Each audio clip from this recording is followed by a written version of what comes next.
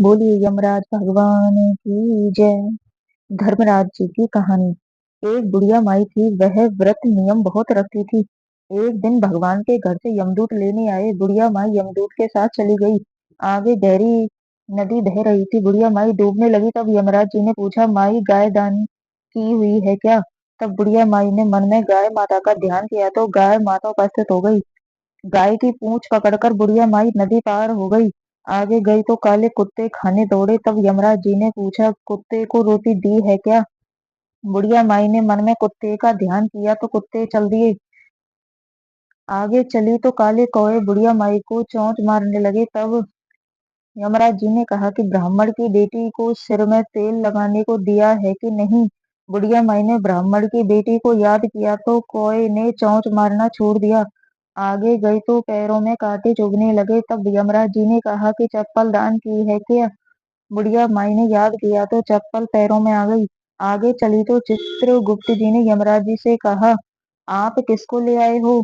तब यमराज जी ने कहा कि बुढ़िया माई ने दान पुण्य तो बहुत किया है, पर ये धर्मराज जी का कुछ नहीं किया, इसलिए आगे का द्वार बंद है। तब बुढ़िया माई बोली कि मुझे 7 दिनों के लिए धरती पर जाने की आज्ञा दो। 7 दिनों तक कहानी सुनकर उद्यापन करने के बाद वापस आ जाऊंगी।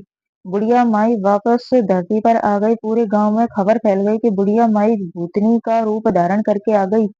जब अपने घर को गई तो बेटे बहू ने भूतनी समझकर घर के द्वार बंद कर दिए। तब उसने अपने बेटे और बहू को कहा कि मैं भूतनी नहीं हूँ, मैं तो धर्मराज जी के कहने के अनुसार वापस आई हूँ। मैं नियमानुसार प्रत्येक दिन धर्मराज जी की कहानी सुनकर उद्यापन करके वापस परलोक चली जाऊंगी। यह सुनकर बेटे ने उद्यापन की पूजा की सभी सामग्री एकत्रित कर दी, लेकिन कहानी का हुंकारा नहीं भरा। तब बुढ़िया माई पड़ोसन के पास गई और कहानी सुनने को कहा। पड़ोसन ने कहानी सुनी और हुंकारा भर दिया। बुढ़िया माई ने 7 दिनों के पश्चात कहानी सुनकर उद्यापन कर दिया, सभी सामान दान कर दिया। तब धर्मराज जी ने बुढ़िया माई के लिए धरती पर विमान भेजा। विमान देख सभी गांव वासी स्वर्ग जाने को तैयार हो गई। बुढ़िया माई बोली कि मेरी कहानी तो सिर्फ पड़ोसन ने ही सुनी है। तो सभी गांव वालों ने बुढ़िया माई के पांव पकड़ लिए और धर्मराज जी की कहानी सुनने का आग्रह किया। कहानी सुनने के पश्चात सभी विमान में बैठकर स्वर्ग पहुंचने।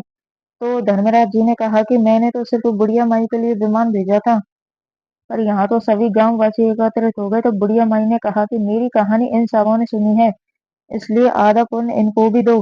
पर धर्मराज जी ने सभी गांव वासियों को स्वर्ग में वास दिया। सो हे धर्मराज जी,